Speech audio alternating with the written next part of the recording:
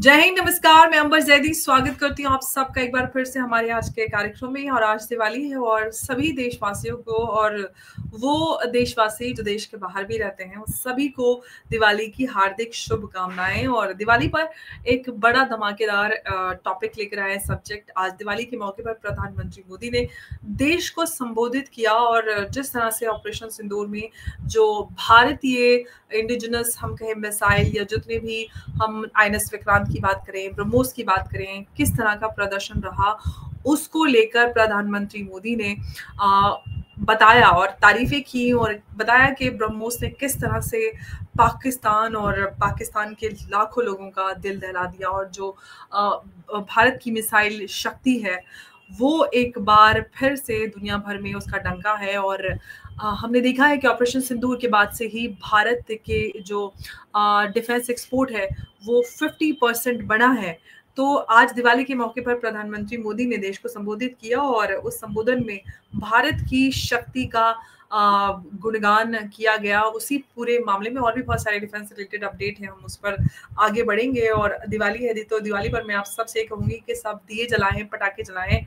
और हालांकि वो बात अलग है कि बहुत सारे लोगों को दिए से बहुत दिक्कत होती है। अखिलेश यादव तो कहते हैं भाई आप जाएं क्रिसमस पर सीखें, क्रिश्चियन से सीखें क्रिसमस पे, बट उनको पता नहीं था कि शायद जो क्रिश्चियंस हैं वो लाइट्स के साथ मोमबत्तियां भी जलाते हैं, और उनका मोमबत्ती का उनकी रीति है। हमारा दिए जलाने का इतिहास है, और दिए के पीछे मान्यता है बहुत सारी चीजें, लेकिन दिए से बहुत सारे लोगों को दिक्कत है, पटाखों से भी दिक्कत है, अब हर चीज से दिक्कत है।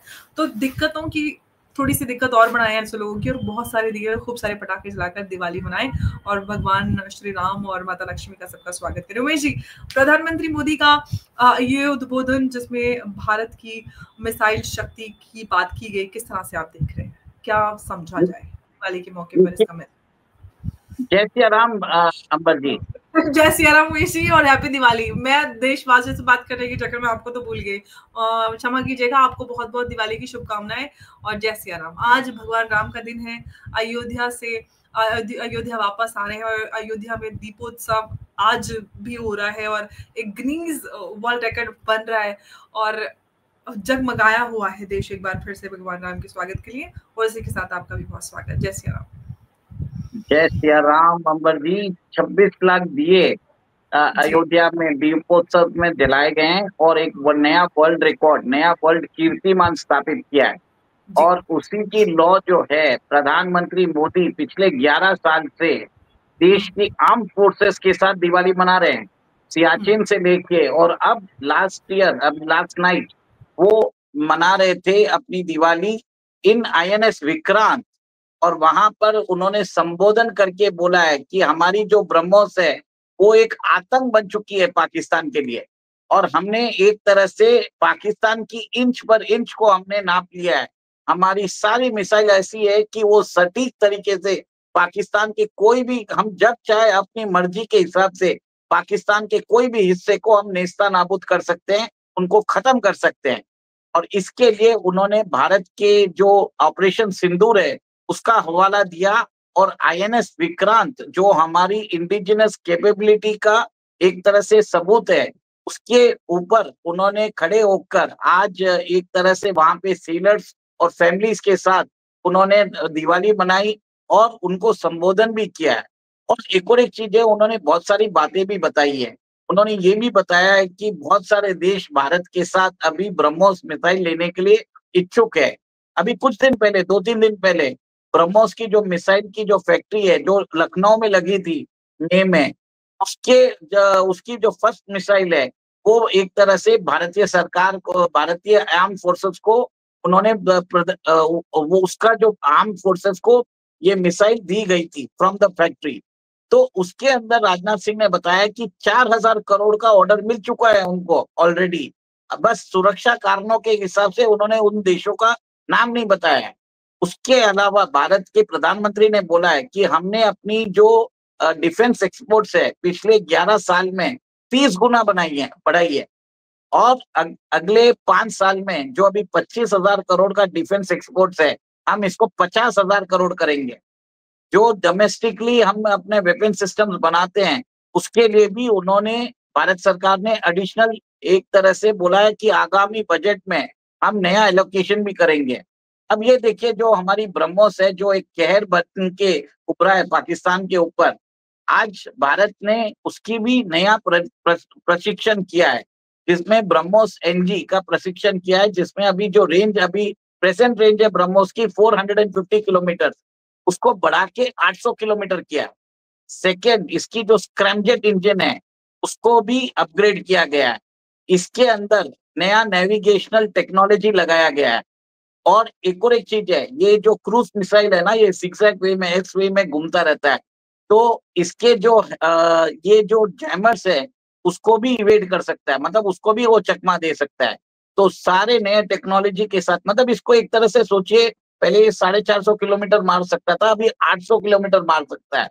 मतलब इससे क्या हो गया है कि सिर्फ पाकिस्तान नहीं, कुछ हस्ते चीन के भी हमारे टारगेट में आ चुके हैं। इसके अलावा जो हमारी अस्त्र बीवी रैम मिसाइल है उसकी भी इंडक्शन की जा रही है। 200 मिसाइल का ऑर्डर, 700 मिसाइल का ऑर्डर दिया है। और ये मिसाइल्स हमारे सुकोई 30 और तेजस LCA MK1 में इसको लगाया जाएगा। जो अस्त्र MK1 जो मिसाइल है वो जो उसकी रेंज है अराउंड 120 टू 150 किलोमीटर्स। ये जो मिसाइल है जो अभी इंडक्ट की जाएगी उसकी रेंज है अराउंड 200 किलोमीटर्स। भारत एक और एक काम कर रहा है, तेजस के अंदर अस्त्र MK3 मिसाइल को भी वो इंडक्ट करने की कोशिश कर रहा है। उसकी रेंज होगी 350 किलोमीटर। अभी आपको याद होगा कि ऑपरेशन सिंदूर में चाइना की एक मिसाइल थी PL-15E, वो भारत के अंदर गिर गई थी और उसको भी हमने एक तरह से रिवर्स इंजीनियर कर दिया है। हमें अभी समझ में आ गया कि चाइना कौन सी टेक्नोलॉजी यूज कर रहा है। अभी हमने उसी टेक्नोलॉजी को मद्देनजर रखते हुए अपनी रेंज भी बढ़ा ली है। और उसके अलावा हम अभी इसराइल से भी मिसाइल्स ले रहे हैं और रशिया से भी हम R-37M, ये जो बीवी रैम मिसाइल है वो ले रहे हैं। भारत की जो अस्त्र बीवी रैम मिसाइल है इसकी जो स्पीड है इट इज 4.5 मार्क। देखिए अगर 5 मार्क से ऊपर चली जाती है तो वो हाइपरसोनिक मिसाइल होती है, पर ये 4.5 मार्क भी एक तरह से बहुत स्पीड होती है। और जनरली क्रूज मिसाइल जो होती है उसकी जो क्रूज मिसाइल और ये बीवी रैम मिसाइल के अंदर ये जो टारगेट है ये प्रेसिशन टारगेट के लिए जाने जाते हैं। मतलब आप सोच लीजिए किसी कमरे में एक स्पेसिफिक आदमी को उड़ाना है तो वो उसी कमरे में जाके उसी को उड़ाएगा, बाकी लोगों को क्षति नहीं पहुंचाएगा। इससे क्या होगा, हमारे जो दुश्मन के सिविलियंस है हम उनको टारगेट नहीं करेंगे। अगर अभी समझ लीजिए हमको आसिम मुनीर को उड़ाना है तो हमको सिर्फ रावलपिंडी में वो कौन से कमरे में बैठा हुआ है हम उसको टारगेट करेंगे, सीधा जाके उधर ही टारगेट करेगा और उसकी पूरा कमांड स्ट्रक्चर खत्म हो जाएगा। इसमें क्या होगा, हम बेगुनाह जो सिविलियंस है, जो बाकी जो फोर्सेस हैं जो इनके कमांड में चलते हैं उसको कोई फर्क नहीं पड़ेगा। सबसे बड़ी बात यही होता है प्रिसीजन स्ट्राइक्स का। देखिए एक और एक चीज है, भारत सरकार अभी युद्ध के लिए तैयार हो चुकी है और ऑपरेशन सिंदूर 2 कभी भी चालू हो सकता है। आसिम मुनीर ने पिछले 2 महीने में 2 बार न्यूक्लियर थ्रेट की वार्निंग दे दी है। उन्होंने भारत के जो इकोनॉमिक कैपिटल है मुंबई और उन्होंने जामनगर रिफाइनरी को भी टारगेट करने के लिए उन्होंने अपनी मंशा जाहिर कर दी है। बट सबसे बड़ी बात है कि भारत के प्रधानमंत्री ने जिस हिसाब से आज संबोधन किया है, उन्होंने INS विक्रांत के लिए भी एक तरह से तारीफों के पुल बांध दिए थे, क्योंकि INS विक्रांत ने एक तरह से जो पाकिस्तान की जो समुद्री सीमा है वहां पे जाके एक तरह से घेराबंदी कर दी थी। उससे इतना ये लोग घबरा गए कि उन्होंने टर्की की शिप मंगाए कि कराची पोर्ट में आके आप डॉक कर लो, ताकि हम INS विक्रांत से हम जवाबी हमला ना कर सके। देखिए एक और एक चीज है, भारत आज एवरी 40 डेज मतलब एक साल में कम से कम 10 नए व्हीकल जो सबमरीन्स होते हैं या समुद्री वॉरशिप्स होते हैं वो तैयार कर रहा है। इससे क्या मालूम पड़ रहा है कि देश के अंदर मेक इन इंडिया का इंडिजनाइजेशन प्रोग्राम फुल फ्लेज में चल रहा है। भारत अपनी समुद्री सीमा, अपनी जो ब्लू वाटर इकोनॉमी है उसको डिफेंड करना चाहता है। जो हमारी जो कोस्टल लाइन है इट इज अराउंड 7,500 किलोमीटर और उससे तट से 200 नॉटिकल माइल्स में जो भी सीमा होती है वो देश की सीमा होती है, उसको एक्सक्लूसिव इकोनॉमिक जोन बोला जाता है। तो हमारी जो समुद्री सीमा है उसके लिए हमें वॉरशिप्स की जरूरत रहती है, सबमरीन्स की जरूरत रहती है, अटैक व्हीकल्स की जरूरत रहती है। और हर 40 दिन में हम नया वॉरशिप या सबमरीन या अटैक व्हीकल बना रहे हैं। तो कहीं ना कहीं आप ये देखिए कि देश के अंदर समुद्री सीमा को सुरक्षित रखने के लिए एक तरह से उन्होंने एक तरह से ये बयान दिया है उधर। लेकिन उमेश जी, अब बात ये है कि आपने आसिम मुनीर की बात की। आसिम मुनीर लगातार या फिर ख्वाजा आसिफ की बात करें, पाकिस्तान लगातार बौखलाया हुआ है और भारत को धमकियां दे रहा है। उधर जो उन्होंने अफगानिस्तान के साथ किया, तो अफगानिस्तान के जो लीडर है उन्होंने ये कहा है कि हम पाकिस्तान की सेना को भारत के बॉर्डर तक छोड़ आएंगे। ये धमकी सीधी उन्होंने दे डाली है। तो अब क्या स्थिति और क्या प्रधानमंत्री मोदी के उद्बोधन से मैसेज निकाला जाए, जिस तरह से चीजें डेवलप होती नजर आ रही हैं? देखिए, प्रधानमंत्री मोदी ने आज INS विक्रांत पे जिस हिसाब से चेतावनी दी है, वो नेक्स्ट टाइम बोला है कि नेक्स्ट टाइम जो हमला होगा वो सी के थ्रू भी होगा। और जब हमारी समुद्री जहाज वो अगर कराची पोर्ट पे वो जब वो डॉक कर देंगे, तब आप देखिए हम पाकिस्तान के अंदर हम अपनी फोर्सेस भेजेंगे और पाकिस्तान को तहस नहस कर देंगे। सिंपल सी बात है। जो ऑपरेशन सिंदूर में हमने उनको बख्शा था, आपने सारे ट्रिक्स अपना लिए, नेक्स्ट टाइम आपको मौका नहीं मिलेगा। It will be a very Swift attack. और कराची के पोर्ट जो है, कराची और दूसरे जो पोर्ट्स हैं, उन सबको नेस्ता नाबूद कर दिया जाएगा। सिंपल सी बात है अंबर जी, ये एक तरह से वार्निंग है। सेकेंड, हमारी समुद्री सीमा, हमारी जो ब्लू वाटर इकोनॉमी है, उसको भी सुरक्षित रखने के लिए, उसको संरक्षण देने के लिए उन्होंने एक तरह से ब्रह्मोस की उन्होंने बात की भी है। देखिए, उन्होंने ये भी बोला है कि ब्रह्मोस जो है वो एक तरह से दुश्मन के लिए आतंक हो चुका है। दुश्मन सो नहीं पा रहे हैं। आज ऐसी बात है कि अगर हम चाहें तो ब्रह्मोस से आसिफ मुनीर को, अगर वो रावलपिंडी के GHQ में कहीं बैठा है, डायरेक्टली उसको उड़ा सकते हैं। और क्योंकि क्या वो आपको ये भी समझना पड़ेगा कि पाकिस्तान का डिफेंस सिस्टम अभी काम नहीं कर रहा है। और हमने अभी क्या किया है, ब्रह्मोस को हमने उसकी रेंज बढ़ा दी है, 450 से 800 किलोमीटर कर दी है। हमने उसका नेविगेशन सिस्टम को इम्प्रूव किया है। हमने उसके जो एंटी जैमिंग, मतलब उसको कोई जैम भी नहीं कर पाएगा, नई टेक्निक्स हमने डाल दिया है। और ये जो है एग्जिस्टिंग स्ट्रक्चर के अंदर ही इसको अपग्रेड किया गया है। तो आर्मी को कोई बड़ा प्रॉब्लम नहीं आया होगा, क्योंकि अभी क्या है सर, जो पुरानी मिसाइल है उसको उसको वापस भेजा जाएगा। उसके अंदर ही वो उसको सॉफ्टवेयर थोड़ा सा चेंज करके उसकी रेंज बढ़ा रहे हैं। बिल्कुल आपने सही कहा। लेकिन जो मोदी जी के मैसेज, मोदी जी के उद्बोधन से मैसेज समझने की मैं कोशिश कर रही हूँ, ये कि जिस तरह से पाकिस्तान की तरफ से लगातार बयान आ रहे हैं उकसाने वाले, क्या इसमें पाकिस्तान के लिए भी कोई हम मैसेज समझ सकते हैं?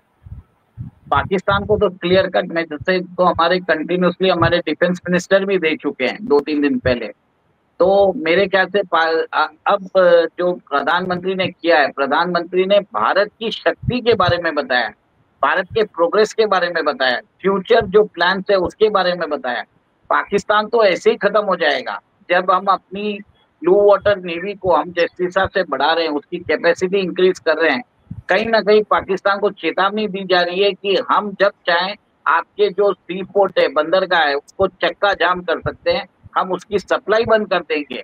और अगली बार आपको जो अटैक होगा वो एक तरह से वो कश्मीर के थ्रू नहीं होगा, वो आपको होगा हमारी जो एयरक्राफ्ट कैरियर्स है, वो आपको जवाब देंगी। देखिए, उन्होंने एक तरह से MiG-29 ने जो लैंडिंग की है INS विक्रांत के अंदर, नाइट और डे दोनों में, उसका भी प्रदर्शन देखा।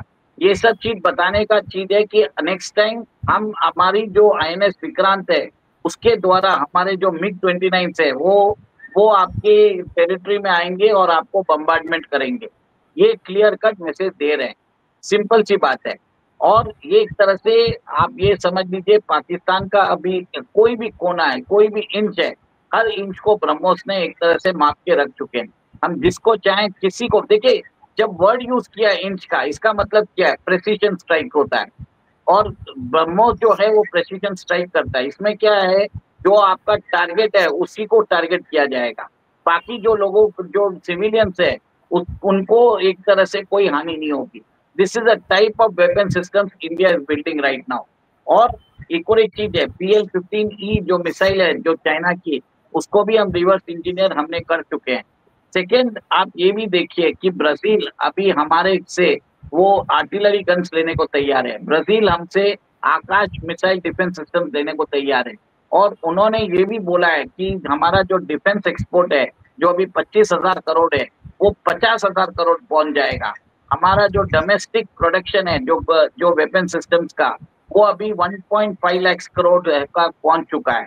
कहीं ना कहीं एक तरह से कैपेसिटी एनहेंसमेंट, कैपेसिटी बिल्डिंग और शक्ति प्रदर्शन का उन्होंने जो उल्लेख किया है, पाकिस्तान को बिना नाम लिए उन्होंने वार्निंग दे दी है। बिल्कुल, मैं यही आपसे जानना चाह रही थी कि पाकिस्तान के लिए भी बड़ा कोई मैसेज इसमें समझ सकते हैं, क्योंकि प्रधानमंत्री मोदी सीधे इस तरह से पाकिस्तान की बात करेंगे तो पाकिस्तान का कद थोड़ा बढ़ जाएगा, लेकिन पाकिस्तान को कहीं ना कोई एक मैसेज ज़रूर इसमें नज़र आता है। वही जी, ये एक तस्वीर आपको स्क्रीन पर नज़र आ रही है जिसमें हम देख पा रहे हैं कि India goes big on made in India jet engine. Bharat के अगर हम जेट इंजन की बात करते हैं तो बहुत ज़्यादा चर्चा वैसे भी होती है, और हमने भी बड़ी सारी इस पर चर्चाएं की हैं और बहुत सारी वीडियोज़ भी बनाई हैं। अब इसमें हम देख पा रहे हैं कि जो इंडिया है, India will invest 7.4 billion dollars by 2035 to develop and produce over 1,100 fighter jets engines for aircraft like Tejas MK-1A and MK-2 and AMCA. तो कहीं न कहीं बड़ा में हम देख सकते हैं कि जो इंडिजिनस एयरोस्पेस है, उसको बड़ा हमारा, और जो एयरोस्पेस कैपेबिलिटीज़ हैं, उसको बड़ा और डिफेंस कैपेबिलिटीज़ को बड़ा इसमें हम स्ट्रॉन्ग होते हुए देख रहे हैं। इस पे थोड़ी-सी बात मैं आपसे करना देखिए, ये जो डील हो रही है ऑलरेडी साफरान के साथ हमने वो डील कर ली है, इंजन की डील।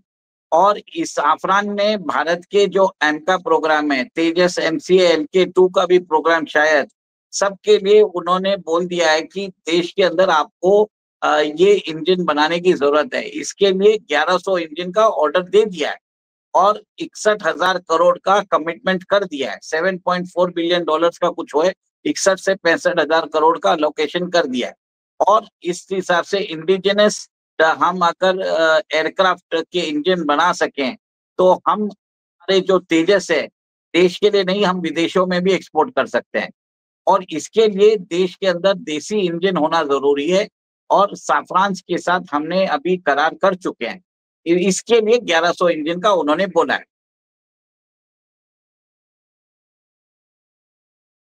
अंबर जी, सुनाई नहीं दे रहा है। ये बोल रही हूँ कि हम आमका की बात करते हैं और इंडिजिनस इंजन की बात करते हैं। प्रधानमंत्री मोदी ने, हम जब 15 अगस्त के उद्बोधन में सुना था तो उन्होंने इस पर काफ़ी जोर देकर बात की थी। क्या हम आगे आने वाले समय में, जैसे कि आपने भी बात की, जो भारत का एयर डिफेंस है उस पर मजबूती लाने के लिए, चाहे डिफेंस कैपेबिलिटीज़ हो या फिर एयर डिफेंस, मजबूती आते हुए देखेंगे इस पूरे इनिशिएटिव के चलते? देखिए, सिंपल सी बात है कि अगर देश के अंदर वेपन्स बढ़ते रहेंगे तो हम हमारी जो प्रोडक्शन कैपेसिटी है ओवरनाइट बढ़ा सकते हैं। और प्रोलॉन्ग वॉरफेयर होता है तो देश के अंदर अगर हमारे वेपन्स बनेंगे तो उसकी सप्लाई, कंटिन्यूस सप्लाई होती रहेगी। अगर आज की डेट में कोई भी जो सेना है 10 से 14 दिन से ऊपर युद्ध नहीं लड़ सकती। अगर युद्ध होता है तो आपको सप्लाईज भी कंटिन्यूस रखनी जरूरी है। तो आपके पास अगर खुद की इंडिजिनस इकोसिस्टम होगा तो आप से एक तरह से सस्टेन सप्लाईज पहुंचा सकते हो एनिमी फ्रंट लाइंस पे, जो फ्रंट लाइंस पे पहुंचा सकते हो। और वहां से एनिमीज को हम एक तरह से टारगेट कर सकते हैं और युद्ध हम एक तरह से जीत सकते हैं। देखिए, कोई भी नेशन अगर किसी दूसरे नेशन के साथ वॉर पे जाता है तो उसकी डिफेंस कैपेबिलिटीज, उसके प्रोडक्शन सप्लाईज, उसके जितने दिन वो कितने दिन वो युद्ध लड़ सकता है, सबका वो आंकलन करता है। तो मेरा ये मानना है कि देश के अंदर डिफेंस प्रोडक्शन के लिए मोदी जी ने 2014 के अंदर ही उन्होंने एक तरह से विजन दे दिया था। और आज भी उन्होंने बोला है कि हम हमारा जो एक्सपोर्ट है, जो 25,000 करोड़ है, वो अभी 50,000 करोड़ करेंगे। बिल्कुल, तो हम देख रहे हैं कि भारत की जो हम रक्षा प्रणाली की बात करते हैं, डिफेंस की बात की जाती है, हमेशा इस पर चर्चाएं होती हैं और हम देख रहे हैं कि सरकार भी काफ़ी मजबूती के साथ इस पर काम कर रही है और कभी फास्ट डेवलपमेंट हमें इस पर नज़र आते हैं। तो उम्मीद करते हैं कि भारत की जो सुरक्षा है और मजबूत हो और इसी तरह से हम आगे बढ़ते रहें और साथ ही साथ जिस तरह से हमारा डिफेंस एक्सपोर्ट बढ़ रहा है वो भी बढ़े ताकि हमारी इकोनॉमी और मजबूत हो। उमेश जी, बहुत बहुत आपका धन्यवाद हमारे साथ आज की इस चर्चा में जुड़ने के लिए। नमस्कार, जय हिंद, जय भारत। जय सिया राम। जय श्री राम। और सभी को एक बार फिर से दिवाली की हार्दिक शुभकामनाएं और सभी खूब सारी मिठाई खाएं, बहुत सारे दिए जलाएं, खूब सारे पटाखे फोड़ें और मजे से दिवाली मनाएं। बहुत बहुत धन्यवाद। नमस्कार जी। एक और एक चीज दर्शकों को बोल रहा हूँ कि हमारे चैनल पे यहाँ पे QR कोड लगा हुआ नहीं है, ना तो कोई पेटीएम हम लगा के रखे हैं।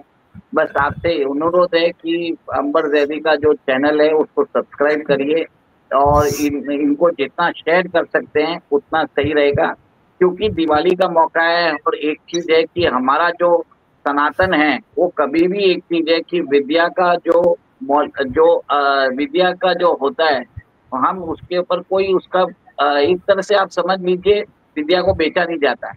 हम यहाँ पे वही काम कर रहे हैं। हम आपको सोर्सेस भी बता रहे हैं कि हमारा जो आंकलन है, हम जो न्यूज जो लेके आ रहे हैं, हम जो विश्लेषण लेके आ रहे हैं आपके पास, वो कौन से न्यूज के ऊपर हो रहा है। तो हम आपको सोर्स भी दे रहे हैं, हम आपको ये भी बता रहे हैं कि कैसे आप इसको जो भी न्यूज है उसको कैसे आप उसके अंदर से काम की बातें निकालना, वो बहुत इंपॉर्टेंट है। क्योंकि न्यूज जो होती है बहुत बार मिसलीडिंग भी होती है, हेडलाइन मिसलीडिंग होती है, वो भी बहुत जरूरी है। तो यह इस चैनल पे आपको वो पूरी जानकारी मिल रही है और हम एक तरह से संबंधित जानकारी जो है वो पूरा इकोसिस्टम की जानकारी देते हैं।